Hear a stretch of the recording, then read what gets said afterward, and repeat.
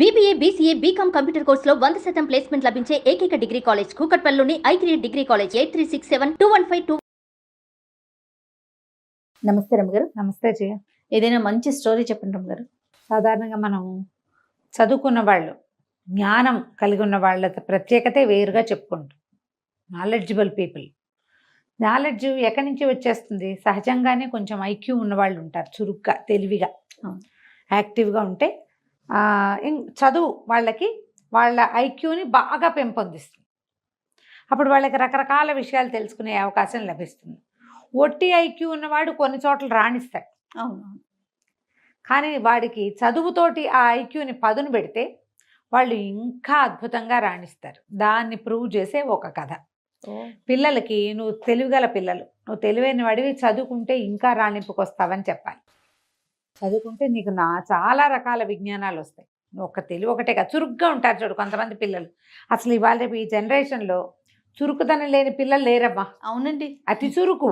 అవును. ఏం చేసుకోవాలో తెలియదు ఆ మొత్తాన్ని. అలాంటి వాళ్ళే ఉంటున్నారు. అవును. పిల్లలు చదవకుండా ఉంటే చదువు ఎలాంటి ఫలితాన్ని ఇస్తుందో ఈ కథ చెప్పచ్చు. బాగుంది, మంచి కథ. పూర్వం ఒక అగ్రహారంలో ఒక ఆయన ఉండేవారు, ఇద్దరు మగపిల్లలు. ఆయన చాలా పేదవాళ్ళు వాళ్ళు. అయితే ఏదో చిన్న వృత్తి వాళ్ళది, పౌరోహిత్యం లాంటివి నేర్పించుకున్నారు. రెండో పిల్లడు భలే తెలివిగా ఉండేవాడు. ఆయనకి ఏమనిపించింది, పెద్దవాడు ఎట్లాగో మన ఇంటి పనులు, ఇంటి వ్యవహారము, మన క్లయింట్స్ ఎవరున్నారో వాళ్ళని మన ఊరు వరకు చూసుకుంటాడు. చిన్న ఊర్లో ఎంత డబ్బు వస్తుంది, ఎంత పేరు వస్తుంది, మనం ఉన్న ఊళ్ళో ఏదో భుక్తి గడుస్తుంది, అంతే, మర్యాదకు లోటు లేకుండా ఉంటుంది.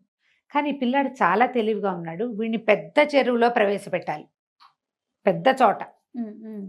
అందుకు ఈ పిల్లవాడికి ఏదైనా చదువు చెప్పించాలని అనుకున్నాడు. కొద్దిగా కొంచెం వయసు వచ్చాక ఏం చెప్పాడంటే, నాయన నిన్ను తీసుకెళ్ళి ఎక్కడైనా పెట్టే ఓపిక లేదు నాకు. నోట్లో 4 ముక్కలు వచ్చు, దారిన పోతూ నలుగురికి 4 మంచి మాటలు చెప్తూ గురువుని వెతుక్కో, చదువుకో నువ్వు అని చెప్పాడు. ఆ కాలం ఏంటంటే ఈ పిల్లల్ని రోడ్డు మీద పంపిస్తే ఎటాగండి అని అనే కాలం కాదు. అదేలే, బ్రాహ్మణులకి భోజనం పెట్టేవాళ్ళు, అవకాశాలు లభించేవి. కొంచెం బ్రాహ్మణ గుర్రాలు వెళ్తే అయ్యగారు వంట చేసుకోండి అని సామాన్లు ఇచ్చేసేవాళ్ళు. వంట చేసి తిని 2 పూట్ల ఆ ఊళ్ళో ఆగి మళ్ళీ వెళ్ళిపోవచ్చు. అప్పుడు అసలు ఫెసిలిటీస్ కావాలన్న గోలే లేదు జయ. అవునండి.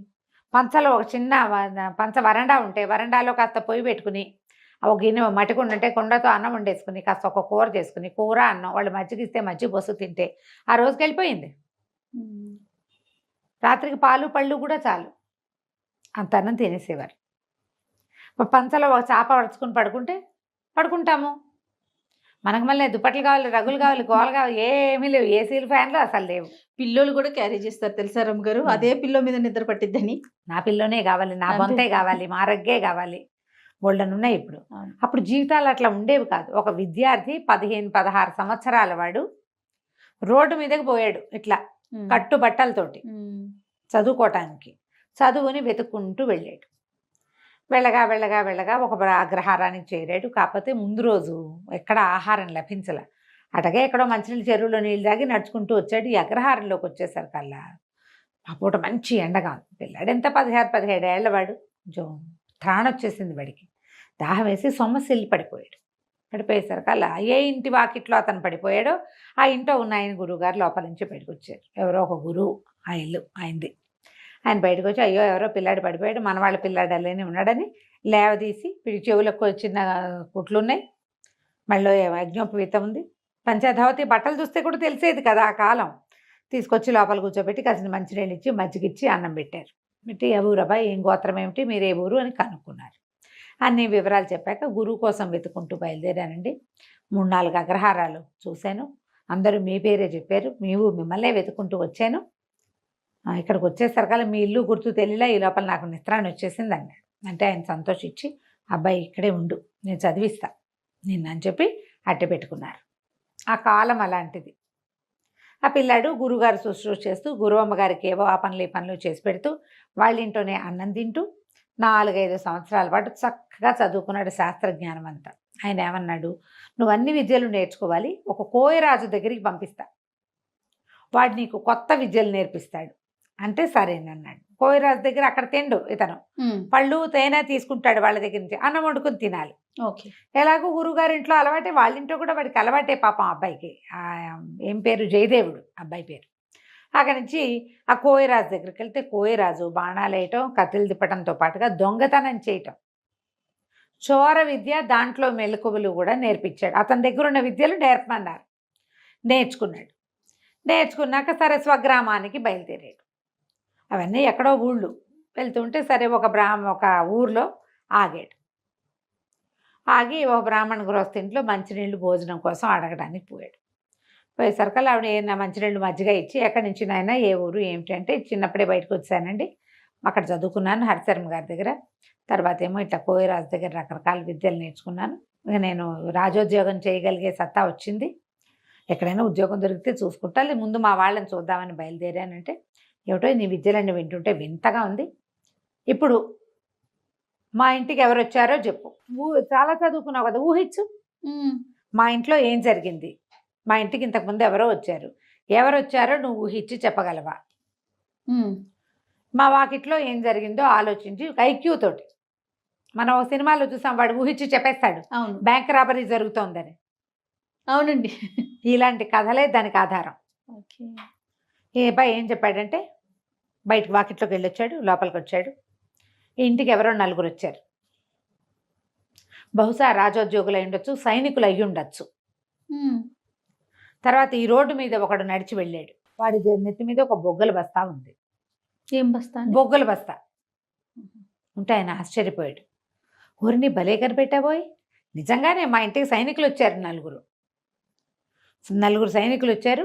దేవాలయం దగ్గర ఒక మణి పోయింది, ఆ మణిని వెతుక్కుంటూ వచ్చారు, ఒక్కొక్క ఇంట్లోనూ వాళ్ళు వాకప్ చేసుకుంటూ వెళ్తున్నారు. నువ్వు భలే కనిపెట్టావు, అసలు ఆ మణి ఎట్టా పోయిందో, ఎవరి దగ్గర ఉందో నువ్వు కనిపెట్టగలవేమో, ప్రయత్నం చేయి, రాజుగారి దగ్గర నీకు ఉద్యోగం వేయించే పూచి నాది, చక్కగా మీ నాన్నని తాన్నయ్యని కూడా ఈ ఊరే తెచ్చుకోవచ్చు, ఈ ఊళ్ళో బ్రాహ్మణికానికి ఏం కొదవలేదు, మీ నాన్న అన్నయ్య వాళ్ళ పని వాళ్ళు చేసుకుంటారు, నీతోటే ఉంటారు హాయిగా, కనిపెట్టు, మణి ఎక్కడ పోయింది, ఎలా పోయింది, ఎవరు తీసుకొచ్చారు, ఎవరు తీసుకున్నారంటే సరేనన్నాడు. ఈ అబ్బాయి వెళ్ళి దిగి అక్కడి నుంచి వెళ్ళిపోయాడు, వాళ్ళ ఇంటి నుంచి బయటకు వచ్చేసాడు. ముందు దేవాలయం దాకా నడిచి వెళ్ళాడు, దేవాలయం దగ్గర నుంచి నడుచుకుంటూ వచ్చాడు. ఏ గృహస్థ అయితే ఇతనికి మంచినీళ్ళు ఇచ్చి ఉద్యోగం ఇప్పిస్తానన్నాడో వాళ్ళ ఇల్లు దాటి ఇంకా 9-10 ఇళ్ల తర్వాత ఒక కంసాలి ఇల్లు, కంసాలి ఇంటి దాకా వెళ్ళాడు. అక్కడి నుంచి కంసాలి ఇంట్లోకి వెళ్ళాడు, లోపలికి వెళ్ళి బంగారము ఈ రోజుల్లో రేట్ ఎంత ఉంది, ఏదైనా వస్తువు చేయడానికి అతను ఎంత తీసుకుంటాడు, ఇవన్నీ మాట్లాడుకున్నాడు. కాసేపు మాట్లాడుకున్నాక మళ్ళీ బ్రాహ్మణుడి ఇంటికి వచ్చేసాడు. వస్తువు దొరికేస్తుందండి, నా భోజనం పెట్టించండి, నేను రాజోద్యోగులను తీసుకెళ్తాను అన్నాడు. ఆయన ఆశ్చర్యపోయాడు. భోజనం పెట్టారు, భోజనం వేళ అయినప్పుడు తినాలి కదా, మరి అన్నం తినేశాక మీరు రాజోద్యోగులను పిలిపించండి, సైనికుల్ని, దొంగ దొరికాడు మనకు అన్నాడు. అనేసరికి సరే, 4 సైనికుల్ని గుడి దగ్గర ఉన్న వాళ్ళని కేకేసుకురమ్మని కుర్రాన్ని పంపించాడు. ఆయన పాలేరు వెళ్ళి సైనికుల్ని పిలిచాడు. మా అయ్యగారు ఏదో చెప్తామని రమ్మన్నారంటే 4 సైనికులు వచ్చారు. వస్తే వాళ్ళు మాట్లాడుకున్నారు. జయదేవుడు అన్నాడు, దీని తర్వాత 9 ఏళ్ళ తర్వాత కంసాలి ఇల్లు ఉంది కదా, కంసాలేనండి దొంగ అన్నాడు. ఈ రాజోద్యోగులు వీళ్ళు సైనికులు అన్నారు, అటగాదు బాబు, అందరి ఇల్లు సోదా చేసాం, ఇప్పుడు నువ్వున్న ఇల్లు సోదా చేసినట్టే కంసాలి ఇల్లు కూడా సోదా చేసాము, వాళ్ళ ఇంట్లో ఎక్కడా కనపడలేదు, అన్ని పెట్లు గిట్లు అన్నీ చూసాం అనేసరికి నాతో పదండి నేను చూపిస్తా అన్నాడు. ఈ బ్రాహ్మణ ఏ ఇల్లు అయితే ఆశ్రయం ఇచ్చారు ఇంట్లో వాళ్ళు కూడా బయలుదేరారు. సరే అందరూ కలిసి లోపలికి వెళ్ళారు. అతను అన్నాడు, అదేంటండి మా ఇల్లు సోదా చేశారు కదా, నేను అటువంటి వాడిని కాను, అలాంటి వాడిని కాను నేను అనేసరికి ఇతను అన్నాడు, ఈ కంసాళ్ళు వీళ్ళ పద్ధతి ఏంటంటే పెట్టెల్లో బేడల్లో బంగారాన్ని కానీ వస్తువులు కానీ దాచరు, వీళ్ళు దొరికేస్తాయని. ఇప్పుడు కంసాల ఇంట్లో ఎప్పుడు బంగారం ఉంటుంది, దొంగలు పడరు. వాళ్ళు ఏం చేస్తారంటే చిన్న చిన్న గోడకి కంతల్లో పెట్టి మూస్తారు. కొత్తగా అలిగిన గోడ ఎక్కడుందో వెతకండి ముందన్నాడు. మట్టి గోడ అది. ఇప్పుడు రోజు అలకరు కదా, కొన్ని చోట్ల ఇట్లా ప్యాచ్లు కనపడతాయి, ఆ ప్యాచ్ ఉన్న చోట తడి ముట్టుకుని చూసి ఇదిగో తడిగా ఉంది ఇక్కడే అంటే అక్కడ తవ్వేసరికి దాన్ని ఇట్లా కొట్టేసరికి మణి బయటపడింది. వాళ్ళు ఆశ్చర్యపోయారు, ఈ బ్రాహ్మణ ఆయన ఆశ్చర్యపోయాడు, ఆ గృహస్థు కూడా. మణి తీసుకున్నారు, కంసాలను పట్టేశారు. పట్టేశాక బయటకు వచ్చాక ఆయన అడిగాడు, ఎట కనిపెట్టావయ్యా అని. దాందేముందండి, దేవాలయం దగ్గర మణిపోయింది, దేవాలయం దగ్గర ఎక్కడ మణిపోయిందని మీ వాళ్ళు చెప్తున్నారు, మణి మిస్ అయిందని. అక్కడ ఒక చిటికెడు బొగ్గుపొడి రాలి ఉంది, ఆ తర్వాత దారంతా బొగ్గుపొడి రాలింది. ప్రతి చోట వాడు బ్యాగులోంచి రాలుతూ ఉందంటే ఆ దారిని వెళ్తున్నాడు. తర్వాత ఎక్కడైతే బొగ్గుపడి రాలి ఉందో అక్కడ అడుగులు నిదానంగా వేసినట్టు, మధ్యలో ఒక్క అడుగు వెనక్కి వేసినట్టు కనపడుతుంది. తను ఎవరైనా వెంబడిస్తున్నారేమోనని వెనక్కి తిరిగి చూశాడు ఆ బొగ్గులు బస్తా పట్టుకున్నవాడు. నేను కంసాల వాళ్ళ ఇంట్లోకి వెళ్ళినప్పుడు వాళ్ళ వాకిట్లోకి, ఇప్పుడు రోడ్డు మీద కాకుండా వాళ్ళ వాకిట్లో కూడా బొగ్గుపడి వెళ్ళింది. వాళ్ళ ఇల్లంతా పరిశీలిస్తే ఒక మూల బొగ్గుల బస్తా కనపడింది. ఖచ్చితంగా అతను తెచ్చి ఉండాలి. అతను ఏం చేశాడు, మణి ఎక్కడ దొరికింది. దొరకగానే మణి చేత్తో పుచ్చుకొచ్చినా జేబులో వేసుకొచ్చినా అంతది తెలిసిపోతుంది. అందుకని ఏం చేశాడు, ఒక బొగ్గుల బస్తా కొనుక్కొచ్చుకొని అక్కడ పెట్టి బొగ్గుల బస్తాలో దాన్ని వేసేసాడు. బొగ్గుల బస్తా మోసుకుంటూ వచ్చాడు. వచ్చిన తర్వాత అడుగడుక్కి ప్రతి 10 అడుగులకి ఓసారి వెనక్కి తిరిగి చూసుకుంటున్నాడు. వెనక్కి తిరిగి చూడాలంటే ఇటా తిరగలేదు, నెత్తి మీద బస్తా ఉంది కదా, ఒక అడుగు వెనక్కి వేస్తే కదా వెనక్కి తిరగాలట్టు. అవును, మనిషి పూర్తిగా సగపడైనా తిరిగితే గానీ కనపడదు అవతల భాగం. అంతేగా. బస్తా ఉన్నవాడు ఎట్టా మరగమల ఇటా చూస్తాడు, చూడలేకపోతాడు కదా. అందుకని 11 అడుగులు ముందుకి, ఒక అడుగు వెనక్కి కనపడుతుంది. అవి కొంచెం అడుగులు మాసిపోయినాయి, అంటే చాలా సేపు అయిందనమాట. మరి మా ఇంటికి సైనికులు వచ్చారని ఎట్టా కనిపెట్టావయ్యా అంటే, దాందే ఉందండి, సైనికులు కవాతు చేస్తున్నట్టు నడుస్తారు, మనగమల ఎట్ట పడితే ఎట్టా ర్యాండమ్గా నడవరు. అడుక్కి గ్యాప్ కూడా కరెక్ట్గా ఉంటుంది, వాళ్ళకి అలవాటు. 4 రోళ్ళు 8 జతలు, అది కూడా సేమ్ గ్యాప్లతోటి. కాబట్టి ఖచ్చితంగా వాళ్ళు సైనికులు అయి ఉంటారని ఊహించాను. వాళ్ళు మీ ఇంట్లోకి వచ్చారు, మీ వాకిట్లో మట్టి మీద కూడా సేమ్ అడుగులు ఇవి కనపడుతున్నాయి. వాళ్ళు మీ ఇంట్లోకి వచ్చారు, వచ్చింది రాజ సైనికులు అని తెలిసింది. వీళ్ళకంటే ముందే అతను వెళ్ళిపోయాడు సైనికుల కంటే, ఎందుకంటే అతని అడుగులు మీ వాకిట్లో చేరిపోయినాయి, ముందే వెళ్ళి దాచేసుకున్నాడు. కంసాలు కాబట్టి ఖచ్చితంగా బంగారాన్ని పూడ్చినట్టుగానే దీన్ని పూడ్చిపెట్టాడు. ఆ బస్తా ఎక్కడికి వెళ్ళిందో అక్కడే మణి ఉంటుందని నేను ఊహించాను. వాళ్ళ ఇంట్లోకి వెళ్ళినప్పుడు అంతా పరిశీలించి తెలుసుకున్నాను అన్నాడు. ఆయన చాలా ఆశ్చర్యపడి, ఎంత బ్రెయిను, వీడికి ఎంత విజ్ఞానం ఉండాలి. అంతే కదా. ఒట్టి ఐక్యూ ఉంటే సరిపోతుందా? తెలివి ఒకటే కాదు, జ్ఞానం కూడా కావాలి. ఆ జ్ఞానం వీడికి చదువు వల్ల పెరిగింది. ఆయన రాజుగారి దగ్గరికి తను తీసుకెళ్ళాడు జయదేవుడిని. మాకు తెలిసిన వాళ్ళ అబ్బాయి, వీడు చాలా తెలివైన వాడు, హరిశర్మ గారి దగ్గర చదువుకున్నాడు, తనకి రాని విద్య లేదు, మీ దగ్గర మంత్రిగా ఉంచుకోండి అని చెప్పి రాజుగారికి సిఫారసు చేసి జయదేవుడిని మంత్రిని చేశారు. తర్వాత వాళ్ళ అన్నయ్యని వాళ్ళని తెచ్చుకున్నాడు. నిజంగానే ఆ మణి చక్కగా ఎలా పోయిందో అలాగే 3-4 గంటల వ్యవధిలో చక్కగా దొరికేసింది. కథ కంచికి మనం ఇంటికి.